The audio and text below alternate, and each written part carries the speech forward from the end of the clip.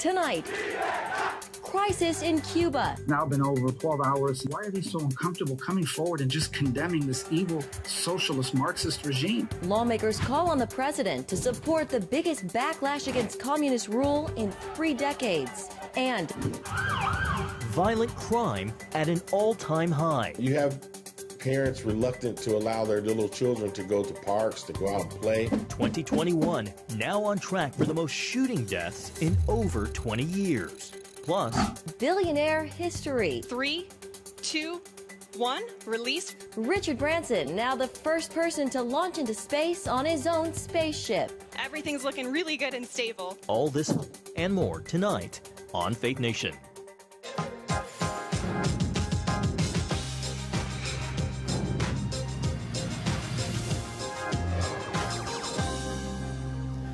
Cuban citizens protesting critical shortages across the island nation. Good evening, I'm John Jessup. Welcome to Faith Nation.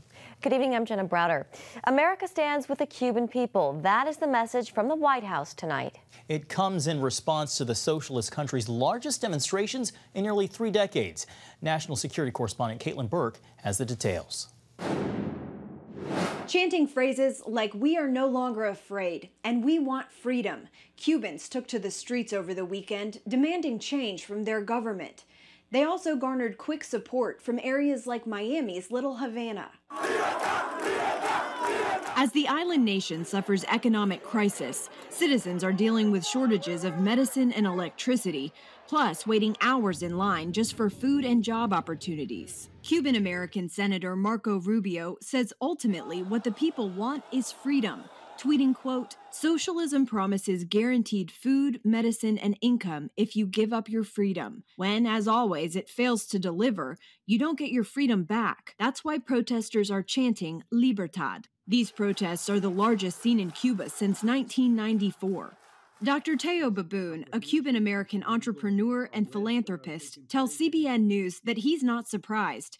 Dissent has been brewing in the church for months. The evangelical community and the Catholic community began to see a tremendous amount of publishing taking place in social media, demanding that the government pay attention to the tremendous amount of hurt that was taking place. In a show of solidarity, about 5,000 people flooded Miami streets near Little Havana Sunday. And in a Monday statement, President Biden expressed support as well, saying, quote, "The Cuban people are bravely asserting fundamental and universal rights. Those rights, including the right of peaceful protest and the right to freely determine their own future, must be respected."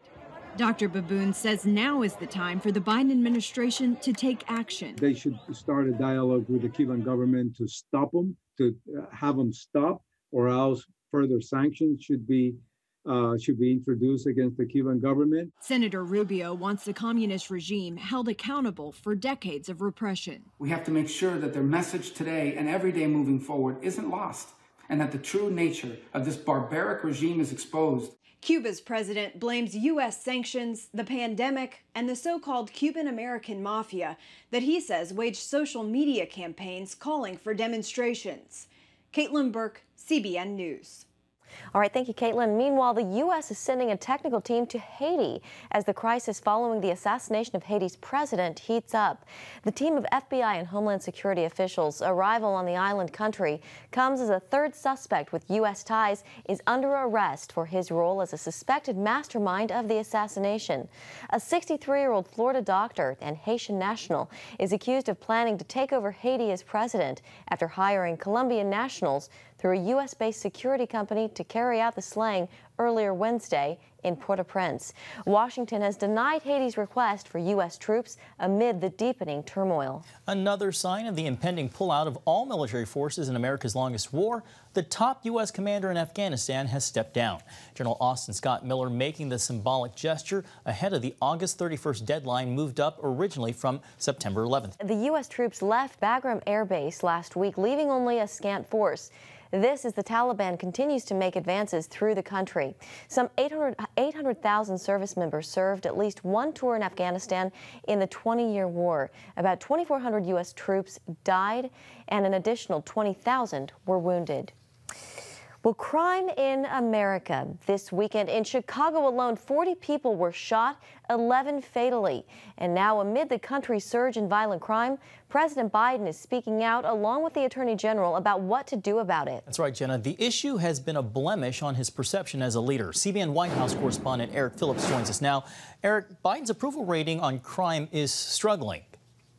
Well, John and Jenna, it definitely is. According to an ABC News Washington Post poll recently released, just 38% of Americans approve of how Biden is handling crime in this country. It is a perception that the administration is keenly aware of, and a major reason why the president called police chiefs, mayors, and other stakeholders together for a meeting today at the White House.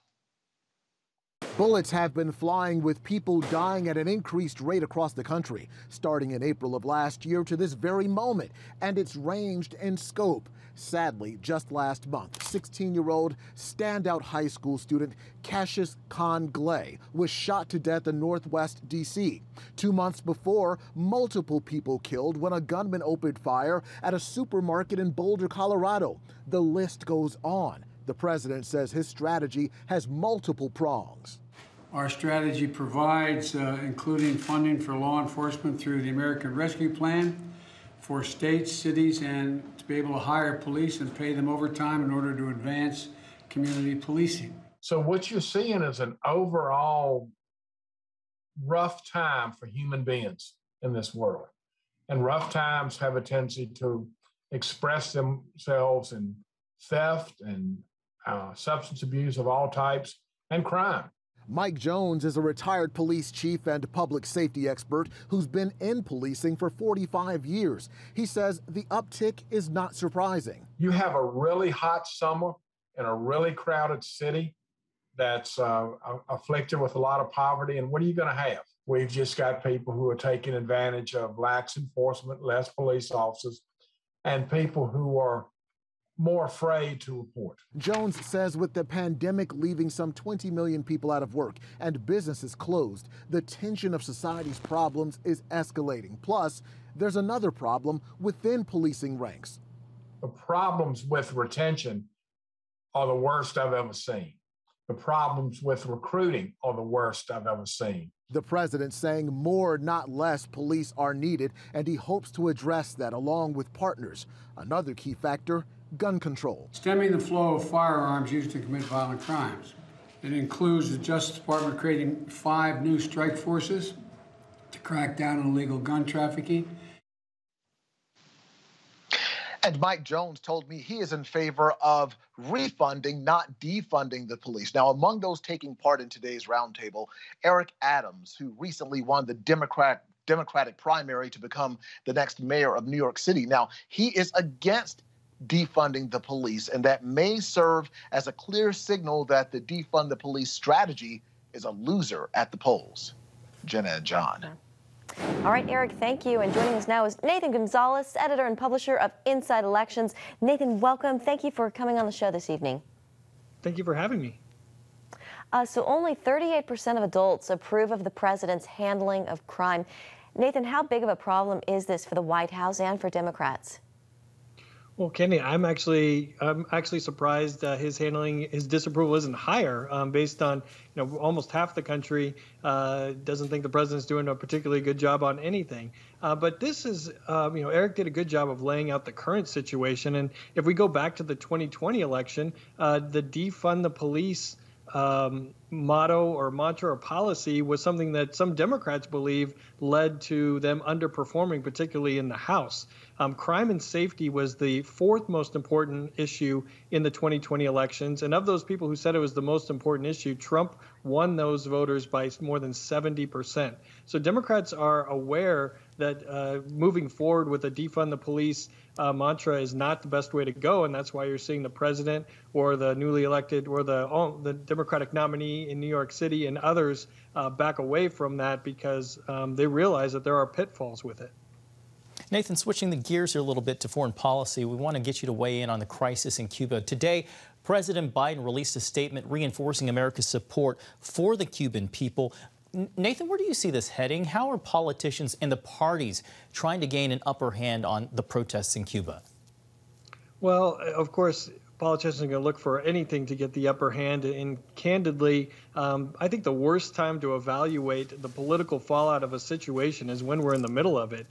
And right now, I think what's going on in Cuba is probably going to look very different a few days from now, weeks from now, and months from now. And we're still even further from that from the elections here in the United States. I think one key place to watch the back and forth is in Florida, where you have Senator Marco Rubio running for re-election against Congressman Val Demings, who was one of the impeachment managers in one of the president's impeachment trials. That is one of the most competitive United States Senate races, and it's a place where we're seeing the two sides already go back and forth and try to have a difference.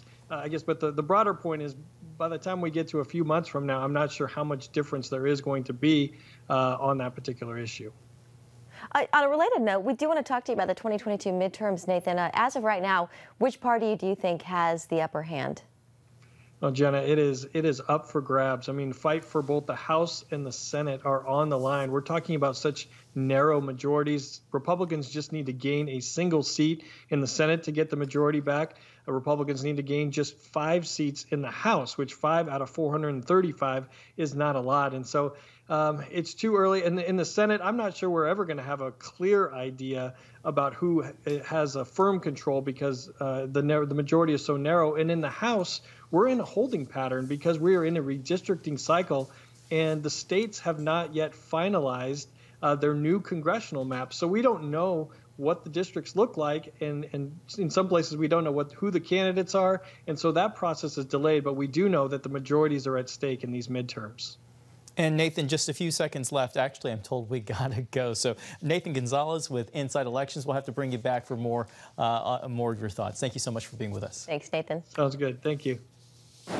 And coming up, Promise Keepers, the 90s era men's movement set for a comeback. Why racial reconciliation is at the forefront.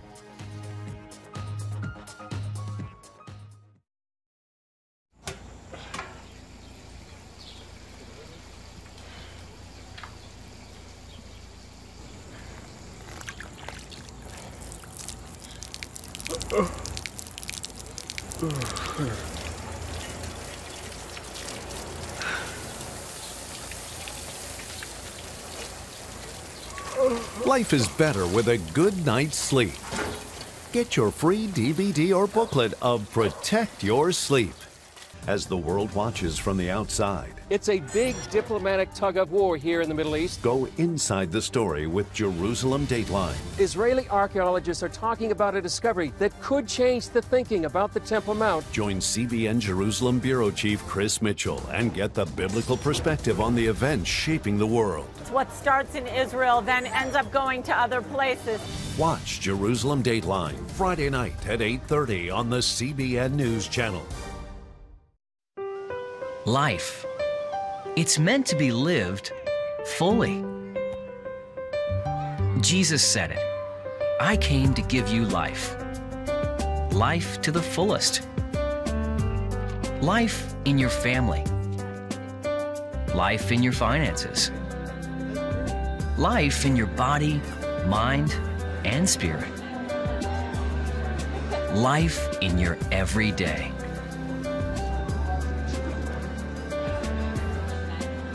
At CBN.com, we're taking what Jesus said seriously. We're here to help you discover life. Life. Live it fully. CBN.com.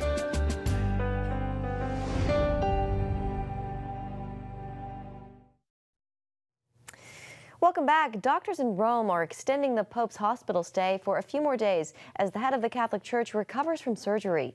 Pope Francis went in for intestinal surgery on July 4th and was expected to be released from the hospital by the end of last week. The Vatican said in a statement that the Pope had completed treatment but would, quote, remain a few more days to optimize medical and rehabilitation therapy.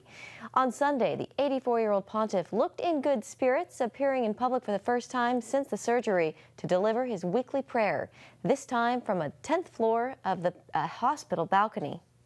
Well, for decades, surveys have shown a gender gap in the pews, suggesting women are more religious than their male counterparts. But an upcoming event, billed as America's first mass Christian gathering since the start of the pandemic last year, is focused entirely on men. An estimated 80,000 men are expected to pack into the AT&T Stadium in Arlington, Texas, home of the Dallas Cowboys, for Promise Keepers 2021. The two-day conference, starting this Friday, brings men together to strengthen the bonds of Christian brotherhood with worship, teaching, and training from people like Pastor Carter Conlon, Dallas Cowboys chaplain and former NFL star Jonathan Evans, and worship leaders Cody Carnes, Torrin Wells, and many more. Here with us now is Ken Harrison, chairman of Promise Keepers. Ken, welcome. Great to see you. So why is this so important for men to gather together like this, and particularly now?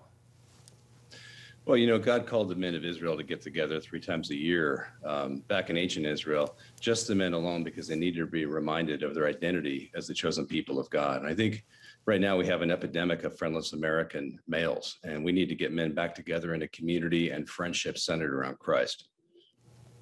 So we're just showing a lot of the images, some of those from the 1990s. Ken, what's different this time around as opposed to some of the events people may recall from decades ago? Well, in some ways, the event will look very similar to what they're used to, but in other ways, technology's allowed us to do it a huge reach. So as you guys probably know, last year we had to do our event virtually, but we had 1.2 million people watch in 84 countries. And this year we'll have even more. We're signing up people all over the world to watch the simulcast live. So we'll literally have people in Liberia or Sierra Leone or Australia worshiping with those men who were in the stadium this Friday night. You recently told Christianity Today racial reconciliation is core to what Promise Keepers is about, and how, this is a quote, "It's unacceptable if a black Christian doesn't have the same opportunities as you." Ken, talk about how to bridge the racial divide when there's growing backlash against ideas like critical race theory and diversity and equity training. Well, the idea that these ideas have taken off so much is a shame to the church, because we're not doing enough to teach the grace and love of Jesus Christ. And critical race theory is something that says you're condemned because of how you were born. That is exactly the opposite of the gospel. One of the reasons why men, you mentioned earlier, are checking out of the church is because they don't know what to do, because men are around action. And what are they supposed to do besides just show up in church every Sunday? And I think as men see that there's a distinctive need that black people in our country do not have the same opportunities that white people do. And we all want to strive to make sure everyone has equal opportunity. And so we, as the men of the church, need to get involved and say, we will not put up with the fact that anybody's kid gets pulled over by the police more often than my kid, or anybody's kid doesn't have the same opportunity at jobs that I do. And I say this as a former Los Angeles policeman, so it's not like I'm speaking out of turn. Ken, we only have a few seconds left, if I can. I know you say Promise Keepers isn't an event, it's a movement. What's your hope after this week? How can men who attend affect change at a time when we're seeing families torn apart and with today's political and social divisions? Yeah, we want to wake men up and let them realize that Christianity, that loving Jesus, that giving up our rights to ourselves is an action. It's not a passive, just go to church every Sunday and do something that doesn't really matter. We're saying that Christ has called us to lay down our lives for ourselves, to go out and bring the gospel to the people. In the church, the message is out there too much of come and see, come and see. We're saying, no, Jesus said, go and tell. And when men realize, no, they're counting on me to go out and make a difference for Christ, that's what will wake the men up of the church. All right. Ken Harrison, chairman of Promise Keepers, thank you so much and best wishes. Thank you. When we come back, what health officials are saying about a booster shot for the COVID vaccine. That and more when Faith Nation returns. On October 1st, 1961, history was made when a tiny station began transmitting the first signals of the Christian Broadcasting Network. CBN, the Christian Broadcasting Network. And now, a new era has begun with the all-new CBN News Channel. Just moments ago, the Iron Dome intercepted an incoming rocket right on the Gaza border. Administering in this area, spiritual warfare is definitely involved. A 24/7 news network, bringing you the news you want from a source you can trust. In Kenya, 40% of the medical services are actually provided by these Christian hospitals. Let's talk about the economy. Believers here are joining together to win people to Jesus Christ. All your favorite shows now in one place. Go to cbnnewschannel.com to find out how to get the CBN News Channel on your TV all day, every day. CBN News.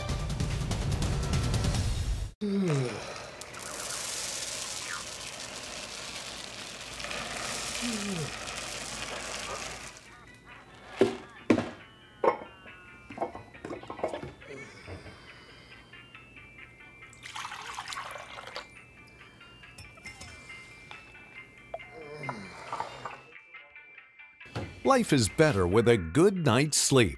Get your free DVD or booklet of Protect Your Sleep today. Life. It's meant to be lived fully. Jesus said it. I came to give you life. Life to the fullest. Life in your family. Life in your finances. Life in your body, mind, and spirit. Life in your everyday. At CBN.com, we're taking what Jesus said seriously. We're here to help you discover life. Life. Live it fully. CBN.com. As U.S. health officials meet to discuss authorizing a COVID booster shot for the Pfizer vaccine, the Johnson & Johnson vaccine is about to endure another setback. The FDA preparing to announce a new warning over the J&J vaccine related to a rare autoimmune disorder. But the agency says the shot's benefits do still outweigh the risk. All this as the Delta variant sparks a jump in COVID cases here in the United States. 25 states are seeing an increase in daily cases, in some places to highs not seen since May. Well, Jenna, it comes as no surprise the pandemic is just one among many issues placing added pressure on American pastors. A recent Barna Research Group survey shows about 30% have thought about quitting in the past year. That's so tough. Mark Martin caught up with a married couple that is crisscrossing the country to help congregations show their support and their appreciation. All right, we are off. Brian Cluth and his wife Mary Ellen are traveling the country in an RV on a mission to encourage people to show their pastors how much they appreciate their hard work and dedication. It's all part of the national Bless Your Pastor movement. Most pastors are serving in a smaller congregation, and often they cannot pay the pastor very well. Most pastors in America make under $50,000 a year. The majority of them receive no benefits, no health care, no retirement, no employee benefits. So yet they're working 50 to 70 hours a week. Sometimes their spouse add another 20 to 30 hours a week. A once-in-a-century pandemic and the resulting shutdowns adding to the workload and the stress. They had to do more than they've ever done to try to serve their people. And then also every decision that was made this last year and a half, somebody wasn't happy. So you got more criticism than ever. So pastors really need the love and the support and care. CBN News caught up with the couple on their stop in Virginia Beach. They are sometimes forgotten about all the work and everything that they do. This is our chance to get the word out and to have people and communities love on their pastors. By the time Brian and Mary Ellen finish the National Bless Your Pastor Tour, altogether they will have traveled 6 to 7 months and hit more than 100 cities. And it's time to show that appreciation and share God's love with them in very practical and tangible ways, and we help people do that with our 50 Ways list. 50 creative ways to bless your pastor and staff, from giving them a gift card to lending a helping hand. What are you good at? What skills do you have? I say if you're a barber, cut their hair. You know, if you're a mechanic, help fix their car. If you're a gardener, go plant some flowers at their house. Don't forget the power of a financial blessing. Cluth also encourages congregations to take up a special appreciation offering for the pastor and staff or give them a year-end bonus. In addition, he hopes churches will honor them publicly. Pastor Mark Stevenson of First United Brethren Church in Pennsylvania and his family reaped the generosity of the Bless Your Pastor movement. The mental strain and emotional and spiritual strain that comes along with ministry, and sometimes being the tip of the spear when people are disgruntled in life and dealing with their traumatic struggles. it can be very defeating. And so to have a church come and surround their pastor, I would say adds years and years to vital ministry. Blessing your pastor and giving them a boost to continue ministering in very challenging times. Mark Martin, CBN News, Virginia Beach. Coming up, the first billionaire in space. Richard Branson makes history, launching into orbit on his own rocket.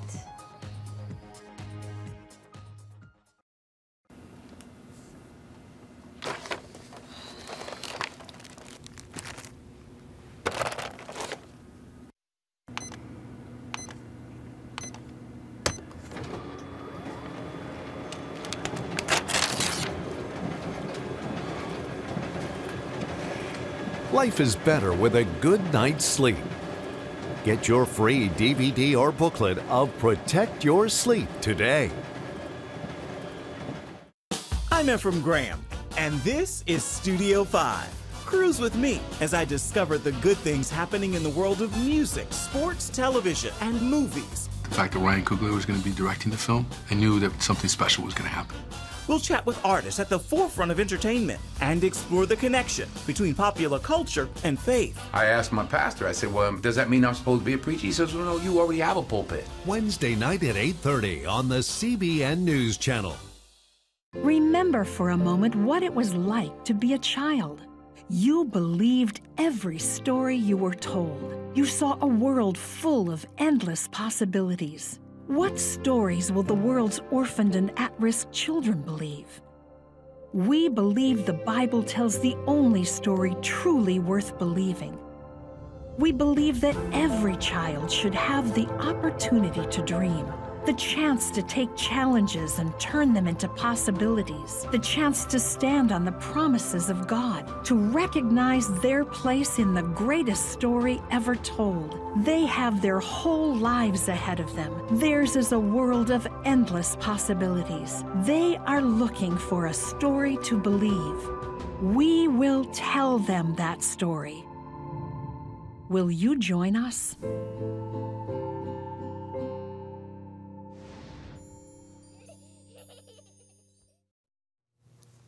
And finally tonight, the billionaire space race has a winner, Britain's Sir Richard Branson. That's right, the Virgin Galactic founder making history, reaching the edge of space Sunday aboard his own rocket. To the next generation of dreamers, if we can do this, just imagine what you can do. Floating in zero gravity for 4 minutes with 5 others, the dreamer billionaire turned astronaut realized 17 years worth of work, beating Amazon founder Jeff Bezos by just 9 days. When that space billionaire is set to board his Blue Origin spacecraft and liftoff, Virgin hopes to send paying customers to the edge of space on the spaceship unit by next year. The cost of a ticket, John? A steep $250,000. How about getting us a pair of tickets, Jenna? I might donate mine.